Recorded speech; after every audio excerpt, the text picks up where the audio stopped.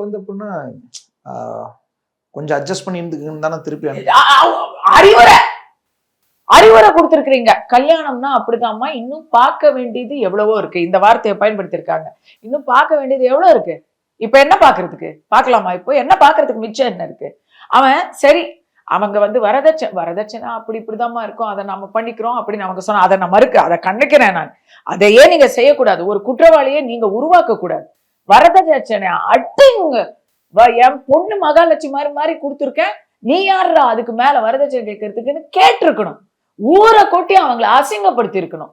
ஆனா நீங்க அதை உங்களுடைய பெருமையா கேட்டுக்கணும். என்ன மாடு, எனக்கு அந்த மென்டாலிட்டி புரியல.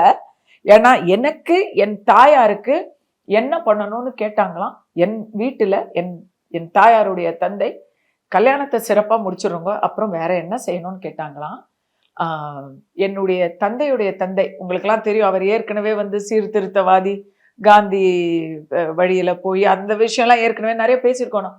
அவருக்கு என்னது உங்க பொண்ணையே எங்களுக்கு அனுப்புறீங்களே அப்படின்னு கேட்டாராம். அவருக்கெல்லாம் புரியல. அப்படிப்பட்ட ஒரு மென்டாலிட்டி இருக்கணும். அது அப்பயே அப்படி ஒரு மென்டாலிட்டி இருந்துச்சு. அவர் தான் புரட்சிக்காரராச்சே, கலப்பு அது இது எல்லாம் பண்ணவராச்சே. அவர் ஜாதி மறுப்பு, வரதட்சணை மறுப்பு, அவருக்கு என்னது அப்படி எதுக்கு அது? அதை நான் பெருமைக்காக சொல்லல. அந்த காலத்திலேயே இந்த புரட்சி அப்பவே ஜாதி மறுப்பு கல்யாணம், இந்த மாதிரி வரதட்சணை எல்லாம் வேணாம்னு சொல்றதுல இருக்கு. இன்னும் எப்படி?